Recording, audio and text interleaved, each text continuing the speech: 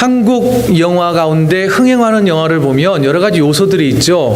좋은 시나리오와 그리고 훌륭한 감독, 그리고 아주 유명한 주연 배우와 함께 빼놓을 수 없는 게 빛나는 조연들이 항상 있습니다. 한국 영화 가운데 이 두 사람이 빠지지 않는 영화가 없죠. 하나는 유해진이라고 하는 배우요, 한 명은 오달수라고 하는 배우입니다. 이 두 배우를 일컬어서 이렇게 표현하거든요. 천만 관객 속 명품 조연이라고 표현을 합니다. 그 가운데요, 이 오달수라고 하는 이 배우는요, 지금까지 출연해서 흥행된 관객 수가, 누적 관객 수가 1억 명이 넘었다고 그럽니다. 그러니까 10편을 찍었다 그러면 10편 모두 다 1000만 명 이상이 관람한 대박난 영화였다, 이렇게 표현할 수 있겠죠. 자, 오늘 본문에도 빛나는 조연 한 사람이 등장을 합니다. 누구냐면 세례 요한입니다. 세례 요한은요, 예수님보다 6개월 먼저 태어났습니다. 쉽게 표현하자면 예수님의 친척이었고요, 예수님의 형이었습니다. 형벌 되는 사람이었어요. 예수님보다 먼저 복음 전파 사역을 시작을 했고요, 예수님께서 본격적인 사역을 시작하시기 전에 당시의 최대의 영적 권위와 존경을 받는 사람이 세례 요한이었습니다. 하지만 세례 요한은 예수님께서 본격적으로 공생애를 시작하시자 자신을 철저히 감추고 예수님을 드러내기 위하여, 예수님을 높이기 위하여 자신의 온 힘을 다 쏟았던 사람입니다. 자신을 따르는 세력들이 굉장히 많았어요. 제자들도 굉장히 많았습니다. 그럼에도 불구하고 자신을 따르는 제자들에게 예수님 따라가라고 예수님에게 보냈던 사람이기도 하지요. 철저히 주인공 되시는 예수님을 높이고 자신은 거의 없어지듯이 철저한 겸손의 자세를 보여주었던 사람이 세례 요한입니다. 그뿐만 아니라 세례 요한은요, 그 어떤 권력 앞에서도 굴하지 않고 당당하게 복음을 전했던 사람입니다. 그러다가 정의를 외치다가 그는 30세의 젊은 나이에 목이 잘려서 순교를 당하게 됩니다. 어찌 보면 짧은 생을 좀 불꽃같이 살았던 사람이 바로 세례 요한이라고 말할 수 있겠죠. 저는 오늘 여러분들과 함께 이런 겸손의 대명사, 예수님을 앞세우기 위하여 철저한 조연의 역할을 했던 빛나는 조연, 이 세례 요한을 함께 살피면서 은혜를 나누고자 합니다. 자, 그러면 이 세례 요한은 어떤 집안의 사람이었을까요? 그 가정을 좀 소개해 보고자 합니다. 누가복음 1장 5절을 보면 이렇게 기록되어 있습니다. 유대왕 헤롯 때에 아비야 반열에 제사장 한 사람이 있었습니다. 그 사람의 이름이 누구냐면 사가랴예요. 이 사가랴라고 하는 제사장은 세례 요한의 아버지였습니다. 아버지가 제사장이었어요. 그의 어머니의 이름은 엘리사벳이었는데 그 어머니의 가문은, 곧 외갓집의 가문은 이스라엘의 초대 대제사장이었던 아론 집안 사람이었습니다. 결국 제사장 집안에 있는 부모님들 밑에서 세례 요한이 태어났다는 겁니다. 훌륭한 믿음의 가정에서 세례 요한이 태어났으니 그 또한 훌륭한 믿음을 가졌겠지요. 더 나아가 당시 제사장 가문들은 구약의 성경을 아주 능통하게 잘 연구했고 알고 있었던 사람입니다. 당시 사람들은 이 구약에서 예언된 메시아, 곧 예수님이 곧 오실 것이다 라고 하는 그 기대를 가지고 살았습니다. 세례 요한도 그 기대를 가지고 함께 믿음의 길을 걸어갔던 사람 중에 한 사람이죠. 자, 이런 배경하에서 태어났고요. 또 이제 이 세례 요한이 본격적으로 천국 복음을 전파할 때 당시의 사회적 배경은 어떤 것인지 그 배경을 누가복음 3장 1절에는 이렇게 기록해 주고 있습니다. 로마의 디베리오 황제가 통치한 지 15년이 지난 때입니다. 로마의 황제 디베리오는 티베리우스라고도 불리죠. 곧 이 유대 지역이 모두 다 로마의 식민지 지배를 받고 있을 때였다라고 시대적 배경을 말해주고 있습니다.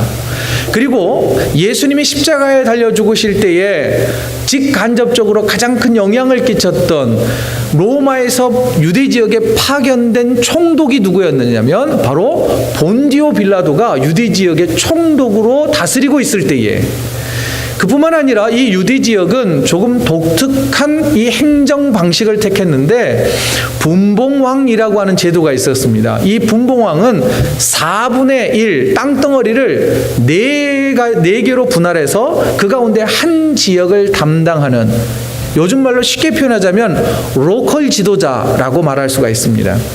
그 사람들이 3명이 있었는데 한 사람은 헤롯, 또 한 사람은 빌립, 또 한 사람은 루사니아가 각각 땅을 나누어서 4파전으로 유대 지역을 다스리고 있을 때였습니다.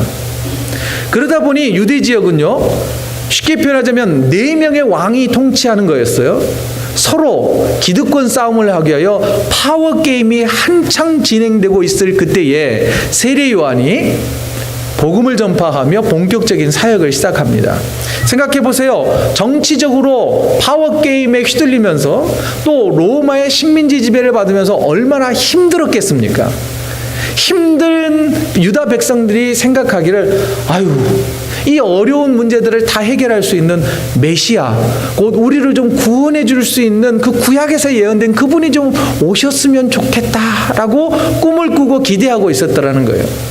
정치적으로 이렇게 혼란한 것뿐만 아니라 종교적으로도 파워게임이 한창 진행되고 있었는데, 누가복음 3장 2절을 한번 보시죠.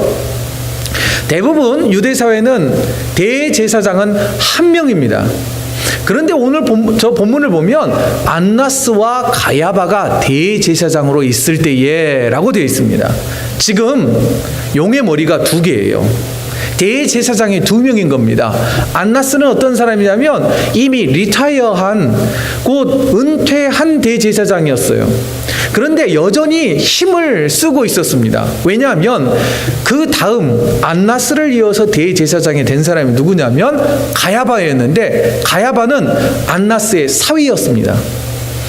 그러다 보니까 장인어른과 사위가 대제사장 이 몫을 두고 함께 싸우던, 파워게임을 하던 그때였습니다. 그러다 보니 유다 백성들은 종교적으로도 신앙적으로도 어디 마음 둘 데가 없었던 거예요. 그래서 영적으로나 정치적으로나 어느 것 하나도 평화롭지 않은 그때에 혜성처럼 등장한 저 빈들에서 영성 생활을 하고 있던 사가랴의 아들 세례 요한에게 하나님의 말씀이 임해버렸습니다. 이거는요, 당시의 종교적 상식을 완전히 깨뜨려버리는 깜짝 놀랄 일이었습니다. 당시 유대인들은 하나님의 말씀은 어디에 임한다고 생각했냐면 성전 안에 하나님의 말씀이 임한다고 생각을 했습니다. 그런데 지금 어디에 있는 세례 요한에게 말씀이 임한 거예요? 빈 들에, 저 사막, 황량한 들판에 있는 그곳에 하나님의 말씀이 임한 거예요. 또 하나님의 말씀은 당시 사람들은 대제사장을 통하여서, 대제사장에게 하나님의 말씀이 계시가 되고 대제사장들은 백성들에게 전파하는 일들을 감당한다고 믿어왔습니다. 그런데 듣지도 보지도 못한 그 두각을 나타내지 못했던 세례 요한에게 하나님의 말씀이 임한 겁니다. 그리고 이 세례 요한은 성령이 충만해져서 하나님의 메시지를 전파하기 시작을 했습니다. 그러다 보니까 수많은 사람들이 대제사장이 선포하는 메시지보다 저 세례 요한이 선포하는 메시지가 훨씬 더 은혜롭고 영적인 권위가 있다라고 믿어왔습니다. 그리고 실질적으로 들어보니까 너무 은혜가 되는 거예요. 위로가 되는 거예요. 그래서 대제사장에게 찾아갔던 사람들이 모두 다 죄다 누구에게 쏠려갔을까요? 듣고 계시죠? 누구에게 쏠려갔을까요? 세례 요한에게 모든 사람들이, 유대 백성들이 쏠리기 시작을 했습니다. 그러니 대제사장인 가야바가 기분이 좋았을까요? 기분이 안 좋았겠죠. 그래서 오늘 본문의 시작을 보면 이 대제사장인 가야바와 종교 지도자들이 제사장 몇 명과 레위인 몇 명을 착출을 해서 너 저기 베다니에 있는 이 요단강가에 있는 세례 요한이라는 사람, 그 사람의 정체가 뭔지 좀 파악해서 보고하라고 세례 요한에게 사람을 보내었습니다. 사람들이 이제 세례 요한을 찾아가서 세례 요한의 정체를 캐묻기 시작을 하는 게 오늘 본문의 시작입니다. 그래서 찾아온 사람들이 세례 요한에게 물어요. 넌 도대체 누구냐? 넌 도대체 누구냐라고 묻자 엉뚱한 대답을 하게 되는데 오늘 본문이 20절입니다. 20절 다 같이 한번 읽어볼까요? 시작.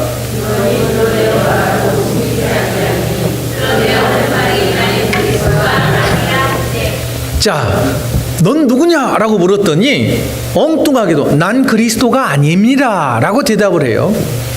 이 의도는 무엇이었느냐면 동문서답과 같은 이 대답에는 이미 영적인 민감성이 있었던 세례 요한은 그들이 던지는 질문을 파악하고 있었던 거예요. 당시 사람들이 이렇게 오해를 했습니다. 세례 요한이 분명 구약에서 예언된 메시아인가 보다. 차라리 메시아였으면 좋겠다라고 생각을 하고 질문을 던진 거예요. 숨은 뜻이 너 혹시 메시아 아닙니까? 이렇게 질문한 거였거든요. 그러자 세례 요한이 뭐냐면 이렇게 대답합니다. 나는 그리스도가 아닙니다. 나는 구원자가 아닙니다. 당신들이 생각하는 그런 영적인 권위가 있는 사람이 아닙니다 라고 손사래를 쳤습니다. 그러자 이 찾아간 사람들이 또 다른 질문을 던집니다. 그러면 넌 누구냐? 혹시 엘리야냐? 라고 물었습니다. 그러자 세례 요한이 대답하고 저는 엘리야도 아닙니다 라고 대답을 했단 말이죠. 그런데 여기에서 잠깐 엘리야가 아니라고 하는 대답은 맞기도 하지만 틀린 대답이기도 합니다. 왜냐하면 구약 성경의 마지막 성경이 뭐냐면 말라기라고 하는 성경입니다. 말라기 성경과 마태복음과의 간격은 400년의 간격이 있습니다. 그런데 이 400년 동안 하나님께서는 그 어떤 예언도 말씀도 비유도 그 어떤 말씀도 해주지 않으셨습니다. 구약의 마지막 말라기 선지자는 이런 말씀으로 구약 성경을 마무리를 하는데 말라기서 4장 5절입니다. 보라 여호와의 크고 두려운 날이 이르기 전에 내가 선지자 엘리야를 너희에게 보내리니. 누구를 보내겠다는 거예요? 예수님이 이 땅에 오시기 전에 엘리야를 보내겠다고 선지자가 예언을 해 놓았어요. 그리고 예수님께서도 이렇게 그 엘리야가 누군지를 증명해 주셨어요. 마태복음 17장 12절부터 13절입니다. 엘리야가 이미 왔으되 너희들이 알지 못했다. 그 엘리야는 누구냐면 바로 세례 요한이다 라고 예수님이 증명을 해줬어요. 그런데 세례 요한은 당신이 엘리야입니까? 라고 물었는데 아니에요, 저는 엘리야가 아닙니다 라고 대답을 했단 말이죠. 그럼 왜 그랬을까? 당시 사람들은 엘리야가 영적인 사람이기 때문에 죽지 않고 하늘에 올라갔던 사람이거든요. 승천했던 사람이에요. 그래서 메시아가 올 때 엘리야가 함께 와서 우리의 왕 대신 예수님에게 기름을 부어서 머리에 기름을 부어서 왕으로 삼아주실 거다라고 생각을 했습니다. 곧 그 신비한 영적인 능력을 가진 엘리야가 이 세례 요한이 아닐까라고 질문을 던진 거예요. 그러자 세례 요한은 이렇게 대답합니다. 저는 엘리야처럼 영적으로 뛰어나다거나 신비롭다거나 그런 사람이 아닙니다. 저는 그저 평범한 인간일 뿐입니다 라고 말하는 거예요. 그러면서 이제 이렇게 표현을 합니다. 그렇다면 네가 엘리야도 아니라면 네가 바로 그 선지자냐? 여러분 이게 무슨 말 같습니까? 우리들은 몰라요. 네가 그 선지자냐? 말씀드렸죠. 세례 요한은 제사장 집안에서 구약 성경을 매우 잘 알고 있었던 사람입니다. 신명기서를 보면은요, 신명기서 18장 18절을 보면 하나님께서 그 한 선지자를 보내셔서 하나님의 뜻을 보여주실 거다라고 하는 예언의 말씀이 있습니다. 그 제사장들과 레위인들도 성경에 능통하니까 서로 전문가들끼리의 대답인 거예요. 네가 그 선지자냐? 그럼 척 아는 거예요. 그 선지자냐? 그러자 또 손사래를 치면 저는 절대 그런 사람이 아닙니다 라고 대답을 합니다. 계속 아니다라고 하는 질문과 대답이 이어지죠. 그러자 이제 찾아온 사람들이 화가 나는 거예요. 아니 종교 지도자들이 우리를 보냈는데 우리도 뭔가 해줄 말이 있지 않냐. 이도 아니고 저도 아니다 그러면 도대체 너는 너 스스로를 누구라고 말할 수 있겠냐라고 질문을 던집니다. 그러자 세례 요한이 이사야 구약의 이사야 선지자의 예언을 인용하면서 자기를 소개하는데요. 그 말씀은 이것입니다. 23절 우리 다 같이 한번 읽어보죠. 시작.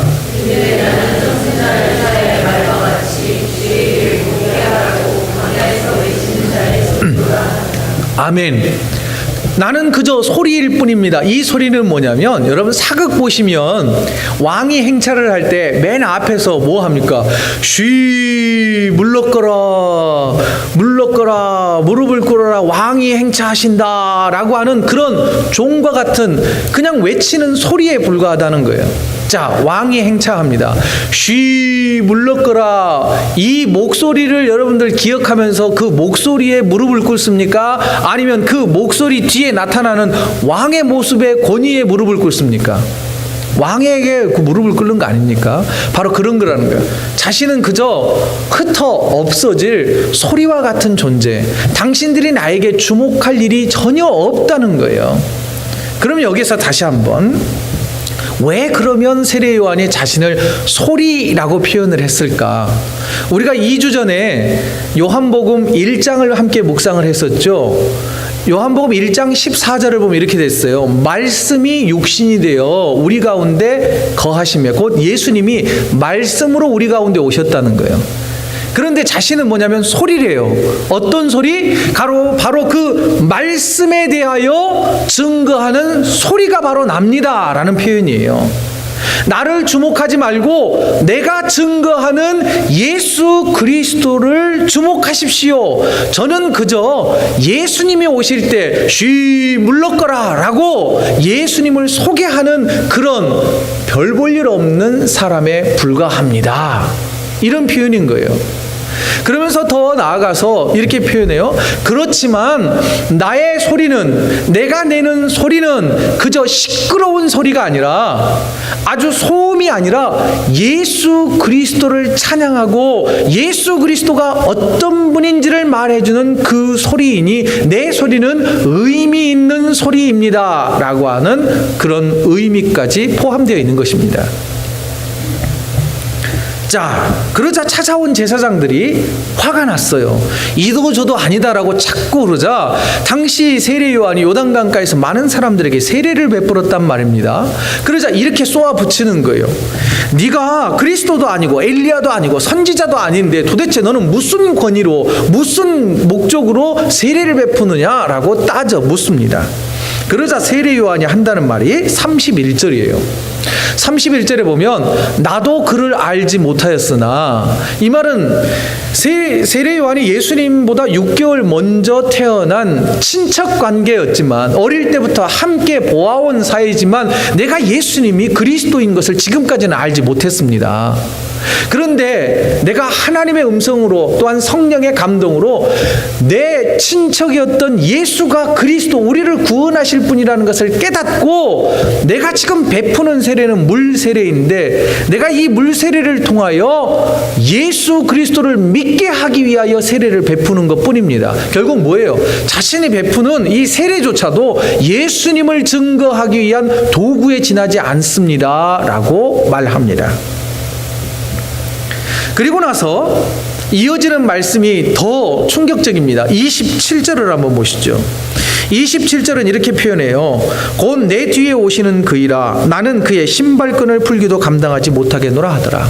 당시 유대인들의 이 신발들은요, 가죽 신발, 저 그림에 있는 것처럼 얼기설기 꼭 묶어줘야 하는 그런 신발이었습니다. 그런데 주인의 신발을 누가 묶어줬느냐? 그 집에서 가장 나이 어린 하인이나 또는 지위가 가장 낮은 하인이 그 신발끈을 묶어줬단 말이에요. 그런데 세례 요한이 말하기를, 당시 가장 높은 영적인 존경을 받고 있는 세례 요한이 하는 말이, 저는 그 어떤 하인보다 더 낮은 자이기 때문에 예수님의 신발끈 묶어줄 자격조차 없는 사람입니다. 이렇게 표현합니다. 철저히 자신을 낮추고 있더라는 것이죠. 당시 세례 요한은 얼마든지 1인자가 될 수 있었습니다. 아니요, 당시에는 종교적 1인자였어요. 이미 큰 명성을 가지고 있었고 자신의 제자들도 많았고 수많은 군중들이 자신을 따라왔습니다. 게다가 예수님보다 먼저 사역을 시작했기 때문에 기반이 다져지지 않았습니까? 예수님과 맞짱을 떠도 아마 누가 이길지 모를 정도로 해볼 만한 그런 상태였습니다. 그러나 세례 요한은 자신을 드러내지 않고 보십시오, 그의 말과 행동 모든 면에 있어서 예수님만 드러내고 있더라는 것이죠. 이미 언급했지만 자신을 따르는 제자들도 예수님 따라가라고 보내었던 사람입니다. 자, 그러면 어떻게 이 세례 요한은 자신을 철저히 감추고 겸손의 자리로 낮추고 예수님을 높일 수 있었을까? 그의 신앙은 과연 어떤 신앙을 가졌기에 그렇게 할 수 있었을까? 우리가 읽지 않았지만 오늘 본문을 쭉 읽어가다 보면 그 단서를 찾을 수가 있습니다. 함께 살펴보죠. 29절입니다. 29절 같이 읽습니다. 시작. 이튿날 요한이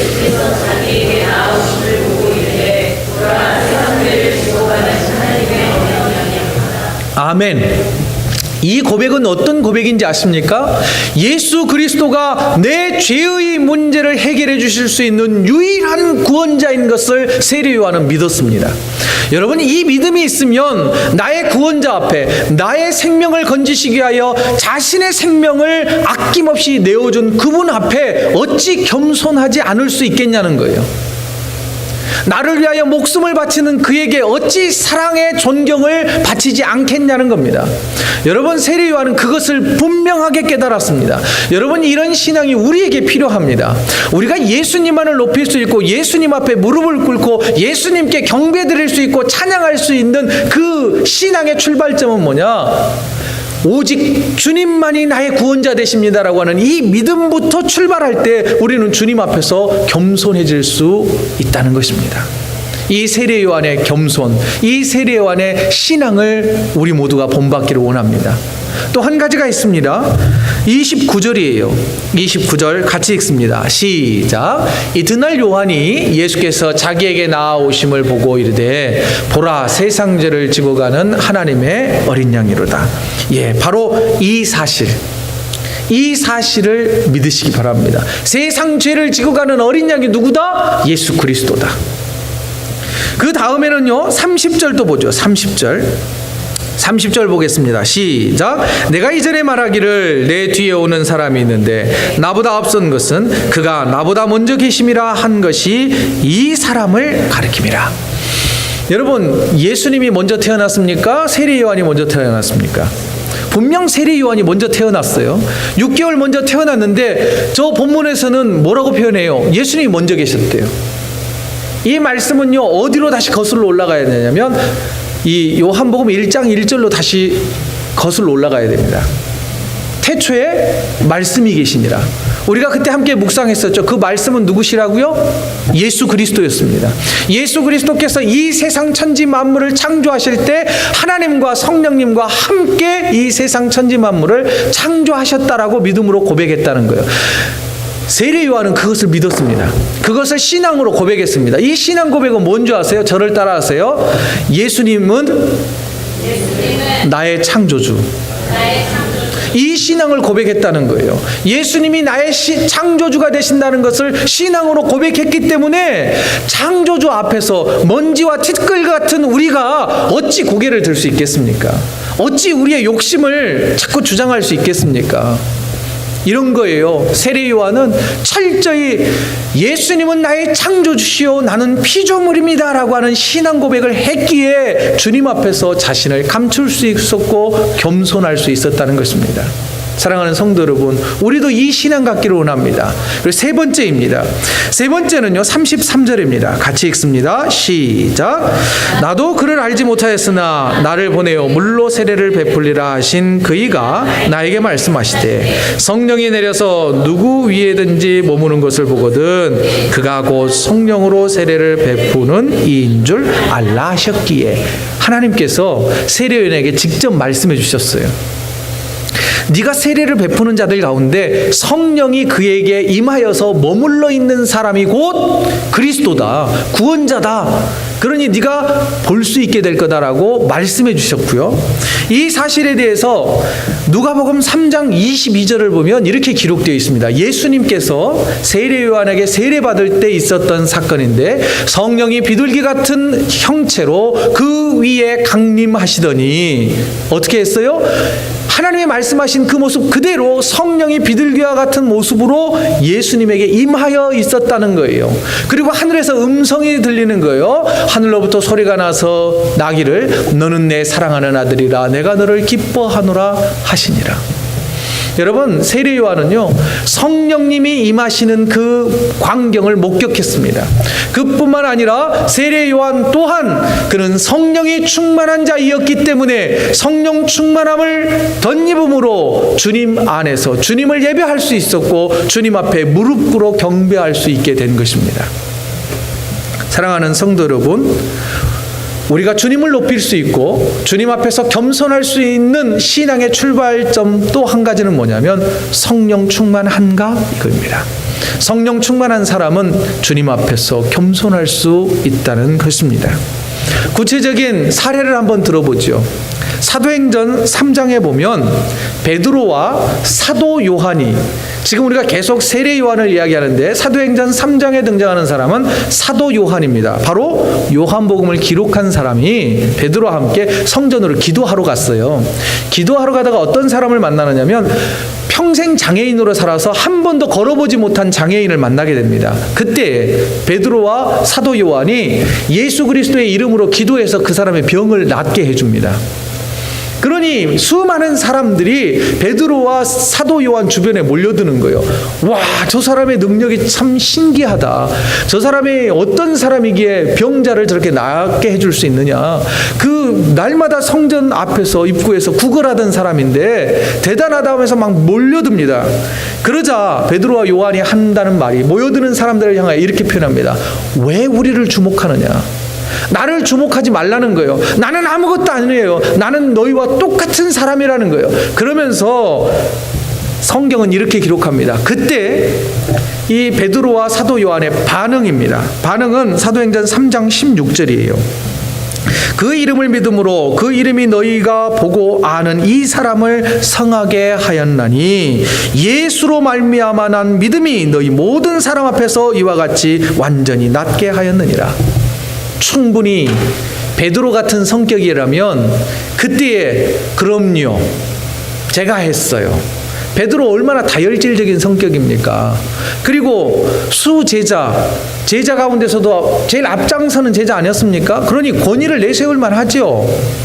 자, 아픈 사람 오세요. 제가 만지면 다 낫습니다 해서 자기 세력을 만들 수도 있었을 거예요. 그러나 베드로와 사도 요한이 하는 말을 보십시오.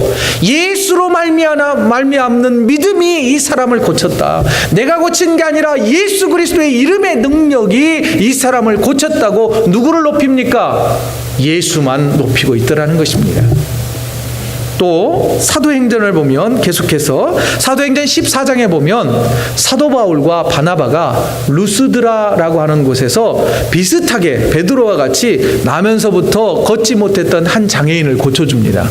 그러자 루스드라에 있던 사람들이 죄다 몰려와서 저 바나바는 제우스 신이고 사도 바울은 헤르메스 신이 인간의 모습으로 나타났다 그러면서 그를 막 신으로 막 떠받들기를 시작을 합니다.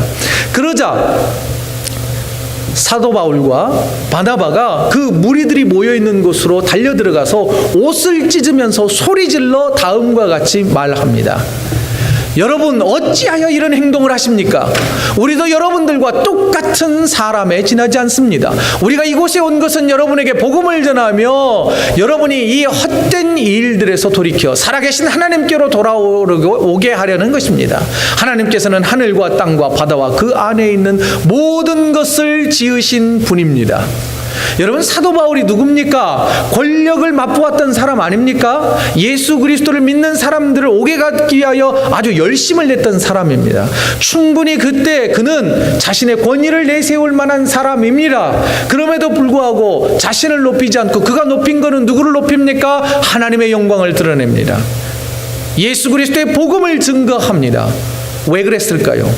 자, 베드로와 사도 요한, 사도 바울과 바나바, 그들이 어떻게 이처럼 예수만 증거하고 하나님의 영광만을 드러낼 수 있었을까요? 저는 곰곰이 묵상해 보았습니다. 그 비결은 사도행전 2장에 있습니다. 사도행전 2장에서 무슨 사건이 있었습니까? 오순절 성령 강림 사건이 있었습니다.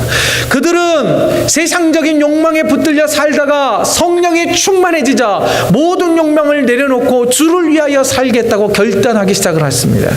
성령이 그들을 주장하기 시작을 했습니다. 그러자 그들이 변하였습니다. 그들이 변해서 자신을 낮추고 그리스도를 높이고 하나님의 영광을 드러내는 사람들로 변화하기 시작했다는 것입니다. 다시 오늘 본문의 세례 요한을 보십시오.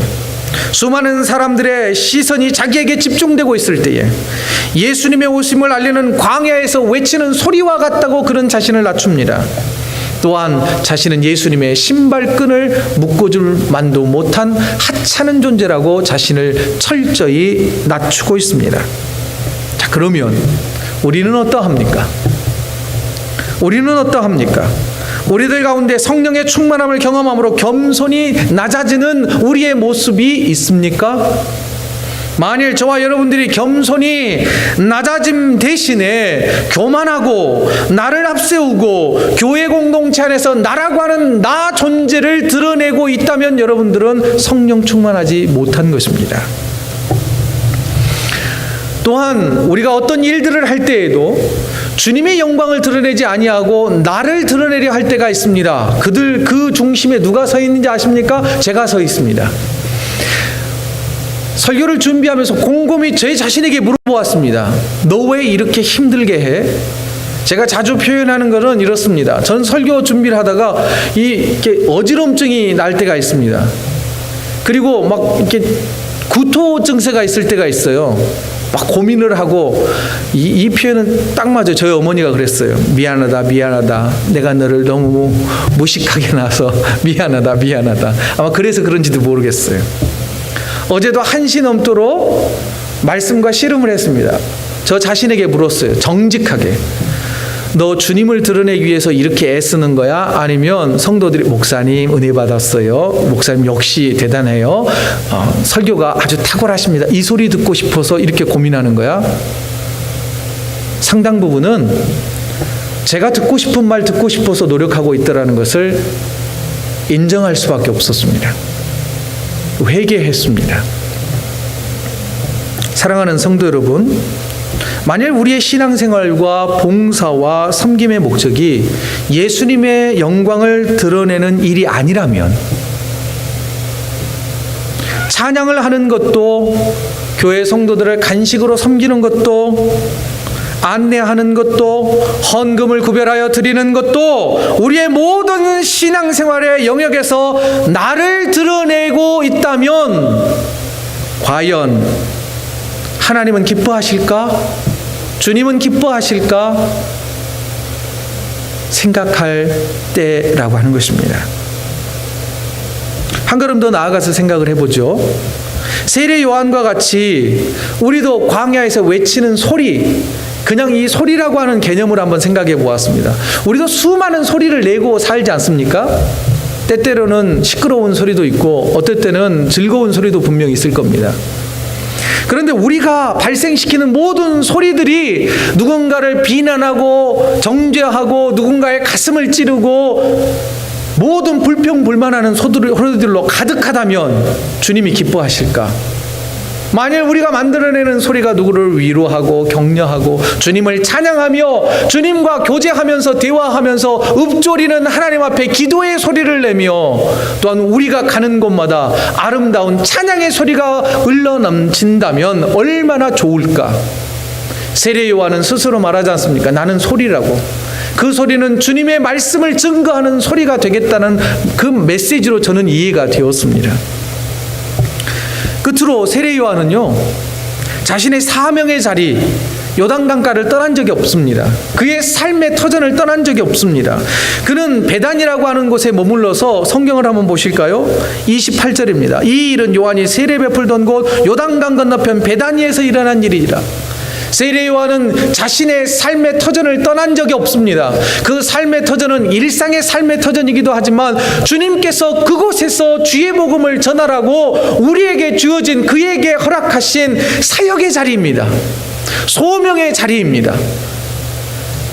세례 요한은 한 번도 그 소명의 자리, 사역의 자리를 떠난 적이 없습니다. 묵묵히 그곳에서 주의 길을 예비했던 사람이라고 하는 것이죠. 그렇다면 세례 요한에게 주어진 사명과 또한 사역의 자리가 그 베다니요 요단강가였다면 저와 여러분들은 어디일까요? 바로 나무 십자가 한인교회요, 또한 여러분의 삶의 터전이 아닐까 생각해 봅니다. 여러분, 주님께서 우리를 어디로 옮겨가실지 모릅니다. 우리를 미국으로 옮기실지, 아프리카로 옮기실지, 다시 한국으로 옮기실지 누가 알겠습니까? 여러분, 우리가 뜻을 세울지라도, 우리가 계획할지라도 그 걸음을 인도하시는 분은 하나님이시요 뜻을 이루어 가시는 분은 하나님이시라고 성경은 말해주고 있지 않습니까? 두 집사님 딸들이 여기 와서 이렇게 고생하고 있을지 누가 알았겠습니까? 그지요? 네, 누가 알았겠어요? 딸들 다 보내고 허망하게 영감 할멈 둘이서 아웅다웅 살게 돼 누가 알겠어요? 그러나 우리는 모든 것을 하나님 앞에 내어놓는 거예요. 하나님이 옮기실 그때까지 우리는 어떻게 해야 되느냐? 사명의 자리를 지키는 거예요. 소명의 자리를 지키는 것입니다. 말씀을 정리해 보죠. 첫째, 우리는 하나님 나라의 영원한 조연입니다. 하나님 나라의 영원한 주연은 누구실까요? 예수 그리스도이십니다. 이것을 절대 잊어버리지 않기를 원합니다. 나를 감추고 주님을 드러내는 삶을 살기로 다짐하는 저와 여러분 되기를 원합니다. 두 번째, 우리의 소리가 아주 시끄러운 소리가 아니라 주님을 찬양하는 소리를 내는 사람, 복음을 전파하는 소리로 가득한 사람, 연약한 자들에게 회복과 평화를 선포하는 소리를 내는 그런 자가 되자는 거예요. 그런 자가 될 때에 주님께서는 기뻐하실 것입니다. 또한 주님 다시 오심을 선포하는 소리를 내는 그런 사명자가 되자는 것입니다. 마지막 세 번째, 주님이 불러주신 이곳, 이 사명과 소명의 이 자리를 떠나지 아니하고 잘 지키며 묵묵히 신앙의 길을 걸어가자는 것입니다. 누가 그랬어요? 세례 요한이 그랬습니다. 세례 요한에 대한 예수님의 평가는 이렇습니다. 예수님께서는 세례 요한을 향하여서 누가복음 7장 28절에서 이렇게 말씀해 주셨습니다.